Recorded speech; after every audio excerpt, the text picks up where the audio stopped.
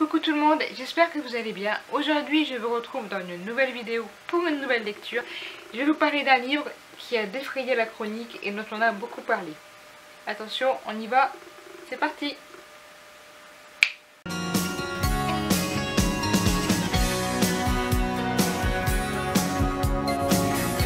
Mais avant de commencer, je voudrais vous parler d'une petite chose de ma vidéo précédente qui est en ligne actuellement, qui est sur l'exposition de mon amie Lolita. Donc voilà, j'ai fait un petit vlog pour l'inauguration de son exposition où j'étais invitée. Et donc Lolita est une artiste, dessinatrice, illustratrice qui est vraiment une amie qui m'est chère. Donc j'ai pris beaucoup de plaisir à faire ces photos, à faire cette petite vidéo. Et voilà, j'espère que même si elle est très très courte, que l'éclairage n'était pas top, que j'ai fait de mon mieux, qu'elle vous plaira. Et voilà, c'était juste pour faire une petite parenthèse pour dire que si vous voulez aller la voir, elle est dans la playlist Chalon et ses événements et dans la playlist Vlog. Voilà, c'était court, c'était juste pour dire ça, mais sincèrement ça me tient à cœur parce que c'est une amie vraiment formidable et c'est une artiste absolument admirable qui a un talent de fou, qui est gentille, qui a un cœur incroyable. Et franchement, si vous avez l'occasion d'aller voir son exposition, elle se déroule à l'office de tourisme jusqu'au 6 novembre, donc n'hésitez pas à aller voir ses dessins. Franchement, je suis sûre que vous serez conquis. Voilà, sur ce, je ferme la parenthèse et on revient au sujet de la vidéo qui est le dernier roman de Laurent Oberton, Le Diable du Ciel, et je vous en parle.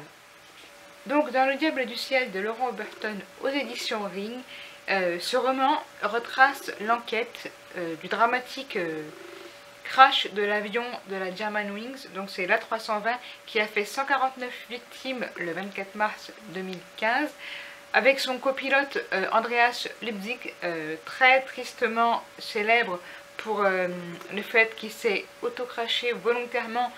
En fait, il s'est suicidé à bord de l'avion, emmenant à son bord 144 personnes.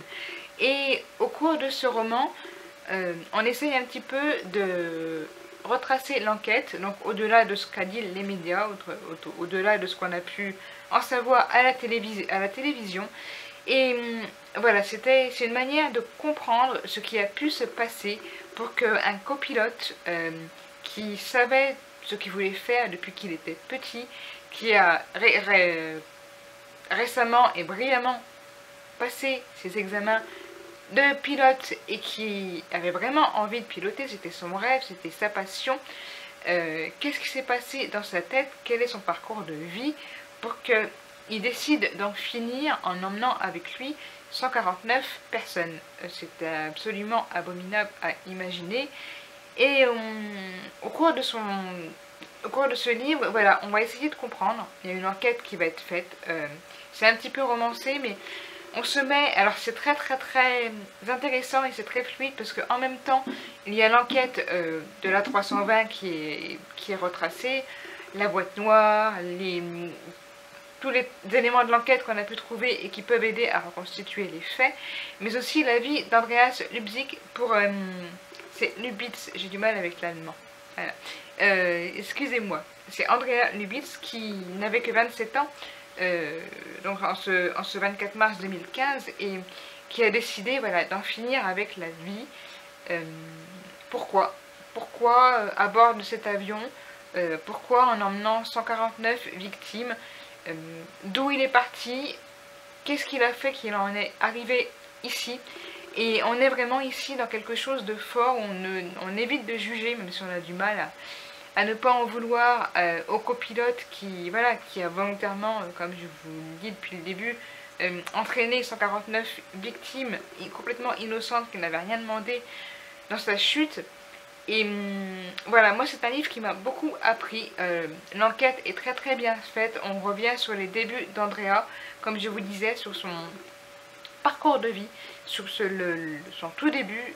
Il était passionné d'aviation, il adorait piloter, il adorait voler, il a eu tous ses permis, il a eu tous ses diplômes, toutes ses heures de vol ont été acquéries avec brio. Et qu'est-ce qui a fait qu'au bout d'un moment il a pété les plombs et que ça a été de moins en moins bien? Où ont été commises les erreurs sur le fait qu'il a eu des autorisations de voler alors qu'il avait déjà des problèmes de santé mentale et physique, mais qu'on l'a quand même autorisé à voler?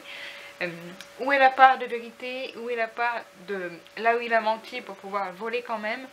C'est voilà, c'est toute une enquête, on en apprend énormément et voilà, c'est bon. Si vous n'aimez pas les enquêtes d'investigation et les avions, peut-être que vous voilà, peut-être que ça vous intéressera pas, mais toujours est-il que comprendre comment un homme peut entraîner 149 personnes dans sa chute, comment une personne peut être à ce point désinhibée et ne plus avoir d'empathie pour personne, au point d'en arriver là. Voilà, si humainement on peut comprendre pourquoi un homme peut en arriver là alors qu'il est passionné par ce qu'il fait, qu'il adore ce métier, qu'il adore voler, que c'est sa passion depuis qu'il est tout petit et qu'on assiste à sa descente aux enfers,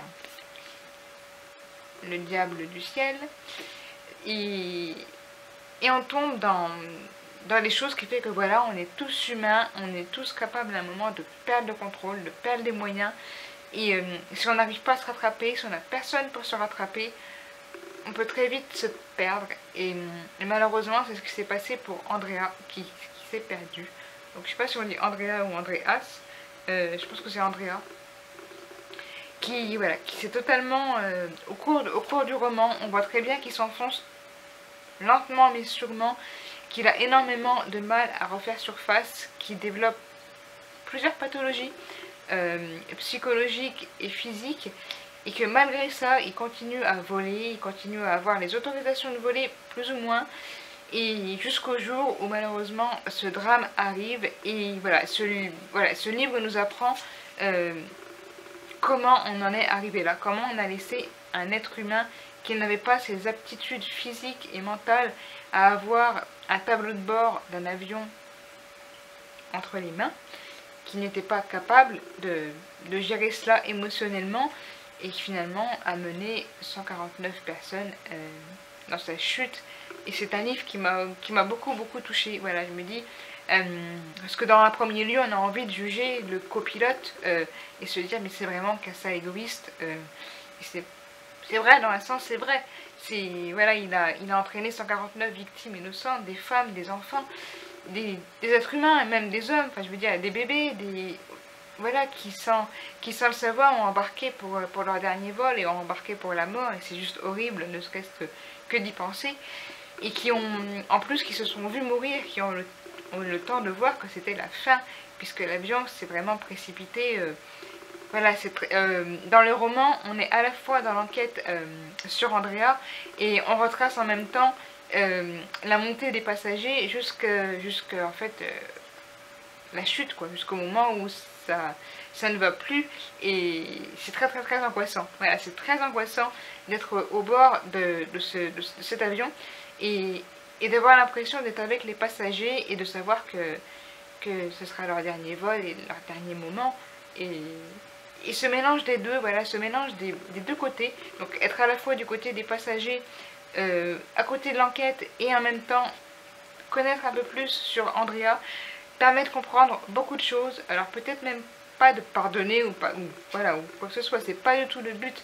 Le but, c'est de comprendre comment on a donné sa chance à ce pilote qui n'allait pas bien, de quand même piloter un avion et d'avoir 149 personnes entre les mains, la vie de 149 personnes, et que ça s'est terminé comme ça s'est dramatiquement terminé, de la sorte. Et voilà, je sais pas trop comment raconter ce livre, parce qu'il a beaucoup de choses dedans, beaucoup d'éléments humains sur les enquêtes, sur l'évolution d'Andrea, de sa jeunesse la plus jeune, dès qu'il a commencé à vouloir voler, jusqu'à sa descente aux enfers quand il a commencé à aller moins bien.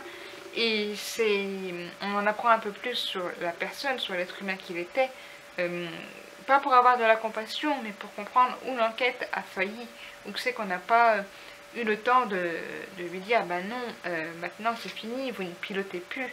Et c'est peut-être ce qu'on aurait dû se passer à un moment, quand on a découvert certaines choses sur lui, qui malheureusement était aussi la première victime de ce qu'il vivait, et il en était très conscient. Et voilà, donc c'est un peu brouillon, je m'éparpille un petit peu, et pourtant le livre est très fort.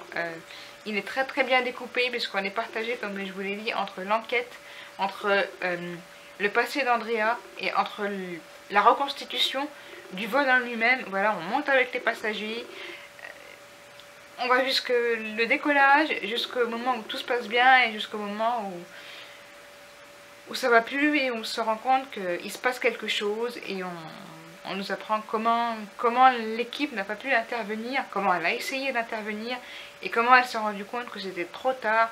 Et c'est très très fort dans le roman parce que voilà, Laurent Oberton l'explique très très bien. Et on est dans le roman et on sait que c'est trop tard, on sait qu'on peut rien faire, que c'est plus possible, que les gens vont mourir, que ça va être irréversible. Et on continue à lire et on est dans le désespoir total, on est dans la puissance. Et Laurent Oberton a su très bien retracer ça. Et je pense que c'était important dans ce livre de comprendre, voilà, de comprendre Andrea, comme j'ai dit, sans lui trouver d'excuses, de comprendre comment s'est déroulée l'enquête et voilà, de savoir plein de choses à propos de cette histoire qui est absolument effroyable, qui a fait beaucoup parler d'elle, qui a défrayé la chronique et qui a peut-être fait changer quelque chose au point de vue de l'organisation et de la sécurité, quoique. Mais voilà, moi c'est un livre, pourtant je ne suis pas fan d'aviation, hein. Je ne suis absolument pas fan d'aviation, mais humainement je voulais comprendre ce qui avait pu se passer à bord de ce vol pour qu'un pilote puisse en arriver là. Voilà, comment un pilote peut perdre toute empathie et être désinhibé au tel point de vouloir se suicider, c'est une chose, mais entraîner 149 personnes avec lui sans reprendre conscience qu'au bout d'un moment, il n'est pas seul dans l'histoire et il n'a plus conscience de ça et il s'en fout complètement, il est totalement, voilà, il est totalement ailleurs, il n'est déjà plus ici, il n'est plus tellement dans l'avion quand il fait ce geste irréversible. Et dans ce livre, on comprend un petit peu la vie d'Andrea, on comprend ce qui s'est passé et surtout, on est quasiment à bord de l'avion et c'est vraiment très angoissant. Voilà, c'est très angoissant et en même temps, c'était nécessaire pour moi, pour comprendre ce qui avait pu se passer à bord de cet avion. Voilà. Et je vais m'arrêter là. Je ne sais pas si j'aurais été à la hauteur pour expliquer un petit peu le roman de Laurent Oberton qui vraiment a très très bien retracé la vie d'Andrea, l'enquête sur la 320 et en même temps le désespoir des personnes qui se trouvaient à bord à ce moment-là. Moi c'est un livre qui m'a énormément touchée, voilà. Ça m'a beaucoup secoué et j'ai adoré cette lecture. Voilà, j'ai adoré cette lecture, même si elle est dramatique et que là on se dit c'est d'autant plus horrible parce que c'est vrai. Voilà, c'est pas, même si l'histoire est romancée, c'est une histoire vraie. Il y a eu 149 victimes et quelque chose qui m'a beaucoup touchée à la fin du roman, c'est que il y a absolument tous les noms des victimes qui sont mis à la fin du roman. Je vais vous montrer de manière.